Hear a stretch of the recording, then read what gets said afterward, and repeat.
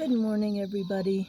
I have been thinking about doing a state of the homestead update kind of video, but I haven't known how to do it because I've got updates but no updates. So, and I just let the chickens out this morning, so you can hear them squawking pretty loud probably. Yeah, so my survival seeds garden is not surviving. I'll put in a couple pictures.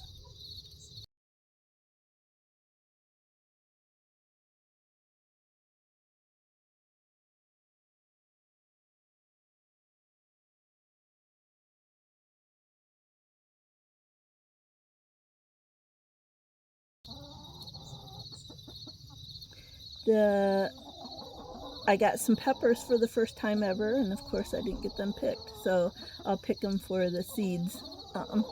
Today I'll pick them off there and get the seeds. The tomatoes were some cherry tomatoes, so they were growing and I've been picking them. As you can see, weeds have completely overtaken. You on my lap? Come on.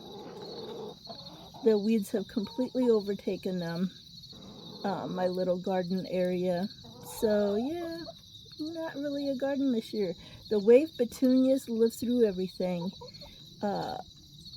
Daily rain with high humidity, heat with no rain, neglect, not watering them.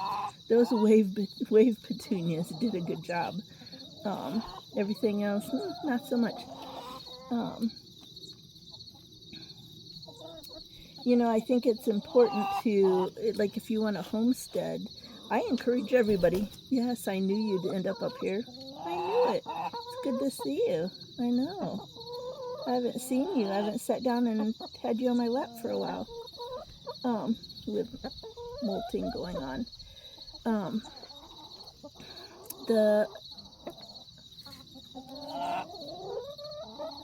was going to say something, I don't know. Oh, homesteading. I think it's important if you want a homestead. Different people say, you know, this is what off-grid means, this is what homestead means. You're not homesteading if you're not doing it this way or that way. I disagree. Homesteading is whatever it is to you. I think, though, that it's really important to, in order to not get burnt out, is to not overdo. So, like, if you're a single old person like me, I desperately want goats or sheep, but I haven't done it yet because I don't know that I can take care of them properly. That and the investment of the little barn and the fences and that kind of thing.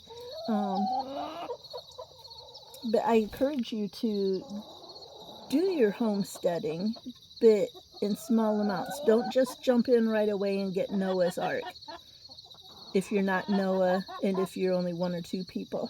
Now, if you are two people, be careful that you don't overdo, in my opinion. Be careful that you don't overdo, because say the person that does all the building and all the fence, you know, whatever, and the vehicle maintenance and the tractor repairs and all that, if that person would get sick and the other person doesn't know how to do it, then maybe you've bitten off more than you can chew, and then that makes homesteading not fun. So I'm saying all that because I love being here. I'm not doing, yeah, I know you're not brave enough to jump up here, are you? Come on. My Welsummer cross chickens just aren't. I have one Welsummer and the others are Welsummer crosses, and they're just skittish. They don't like to. This one desperately wants to get on my lap, but I don't think he'll do it. Anyway, I still love being here. This is even though my garden's dead and the weeds have taken over and I don't have sheep or goats or whatever, this is where I feel good. This is where I heal. I see a chicken drinking from a dripping hose. That's not good because I have a cistern for water.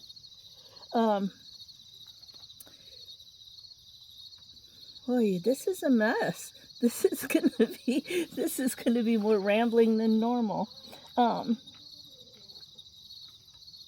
I hate to see when people jump into homesteading, farming, gardening, having animals, and they're so, maybe young, maybe not, so motivated, so excited, and then they get a huge amount of things, and then it becomes not fun. I don't like that. I don't like, I wish folks wouldn't feel that way. I love being here still, although I haven't had a garden, I haven't gotten things done. This is still like a healing, emotionally healing place for me. So speaking of healing, people have, sent me shout outs and good thoughts and prayers and all of that because I've been on the struggle bus physically.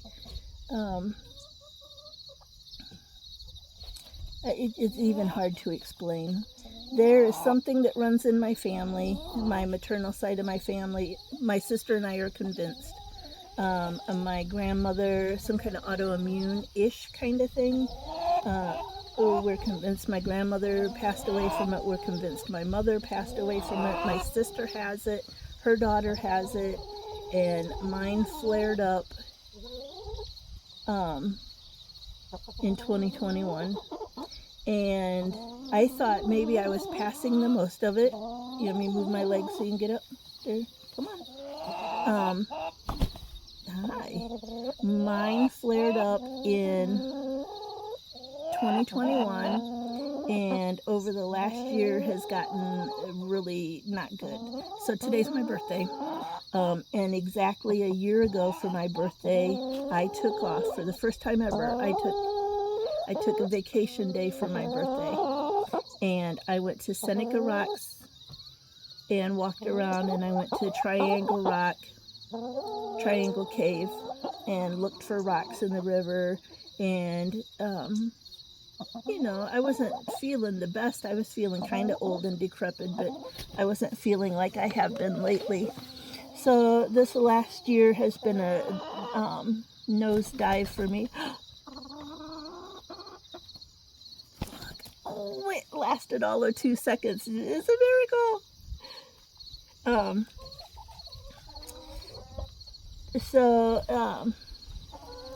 My sister's younger than me, but her symptoms have been worse for a very, very long time. And I thought maybe the worst of the symptoms were bypassing me. And then, like I said, in 2021, mine flared up and have stayed flared up. So, a lot of, what's the word Matisfaction gave me? Proprioceptive, whatever, where you can't quite tell like where your body is. So I was having really clumsy spells. I hit my head on the couch, had to get glue in my scalp, that kind of thing. So the doctors say I don't have that. The doctors say I have muscle weakness ataxia, I think is what they call it. And so this past year, because of the falls have been getting pretty good. This past year, I've pursued going to specialists. I went to one specialist in Morgantown a couple years ago, and that was a big old nothing burger. She was not helpful. So then I just dropped it again. But then the falls started getting really bad, so I picked it back up and asked for referrals. Neurology, rheumatology, that kind of thing. And I was so excited. I just went to a rheumatologist appointment, and I had waited 7 to 9 months. I can't remember if the referral was made in January or March. Waited that long to go, and it turns out to be, I don't know, nothing. Whatever we have does not show up on blood tests.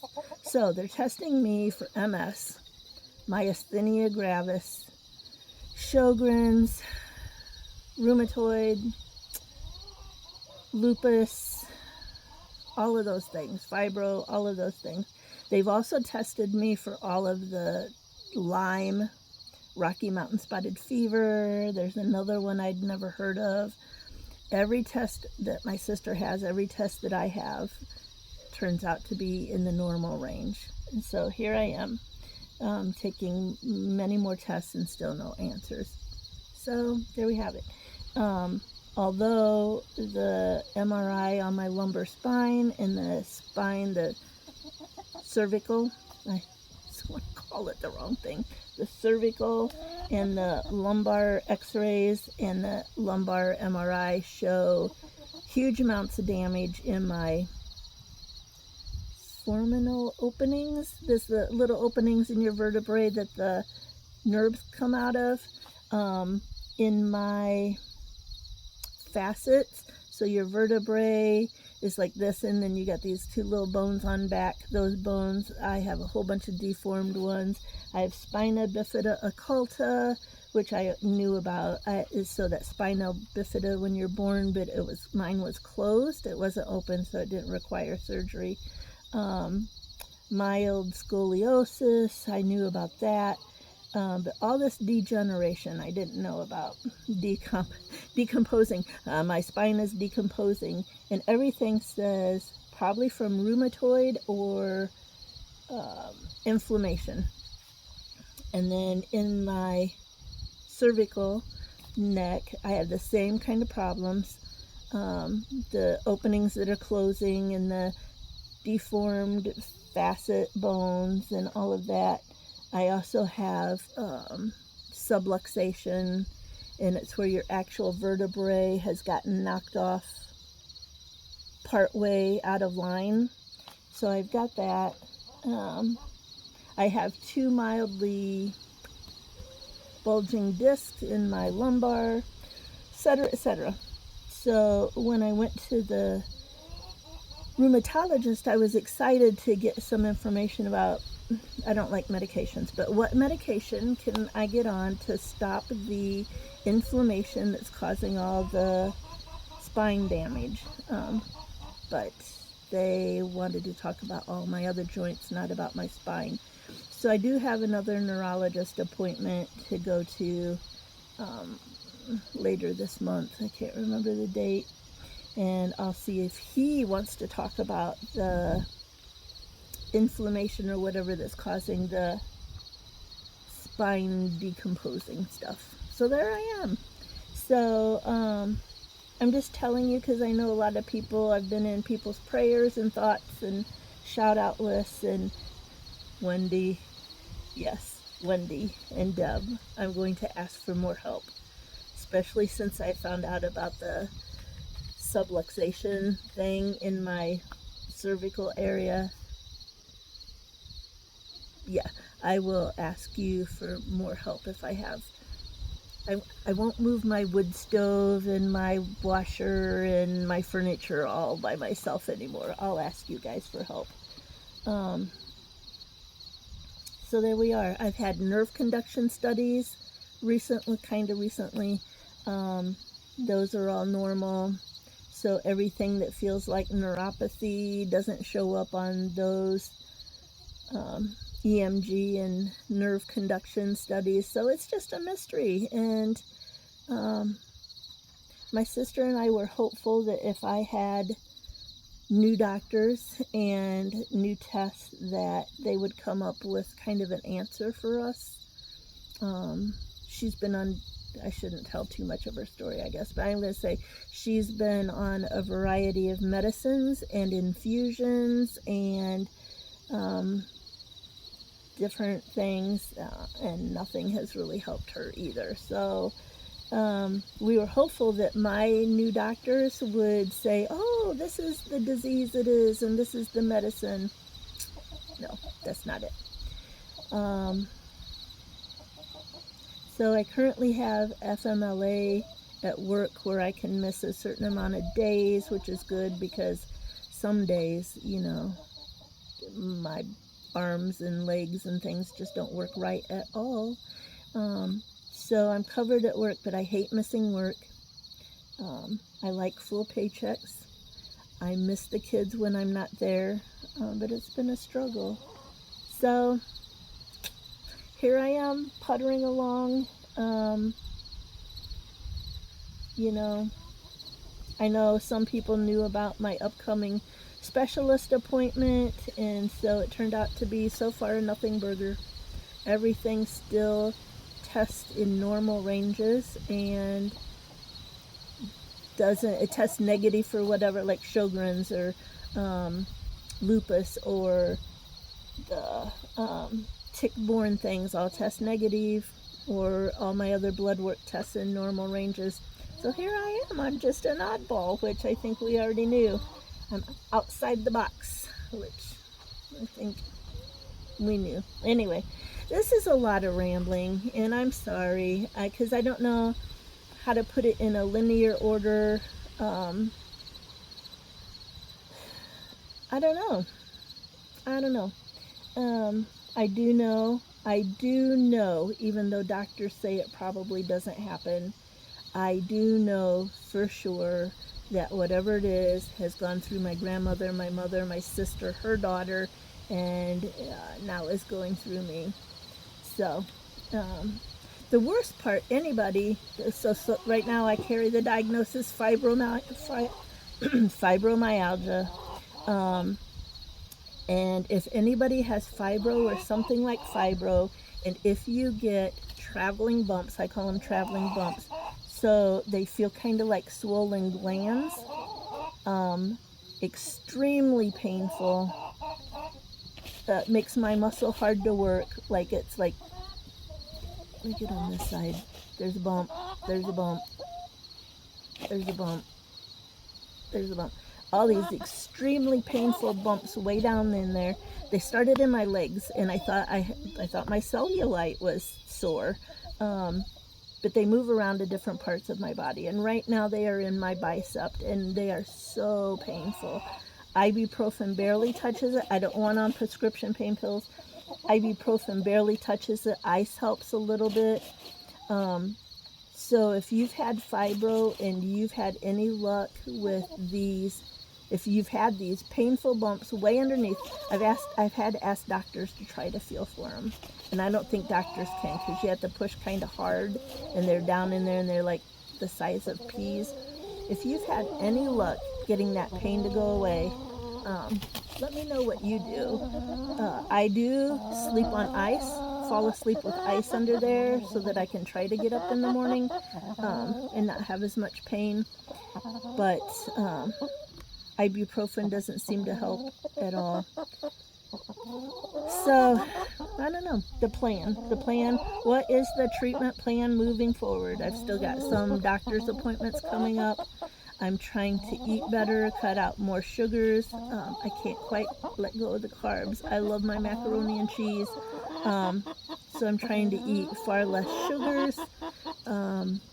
Trying to drink more teas. I've started drinking teas like dandelion root tea, things like that. Yeah, I should get on. I should have a better diet than I do. I don't have a very good diet. I have found out with let me back up. So my range of motion was getting really, really bad. And so I was trying to do my yoga again.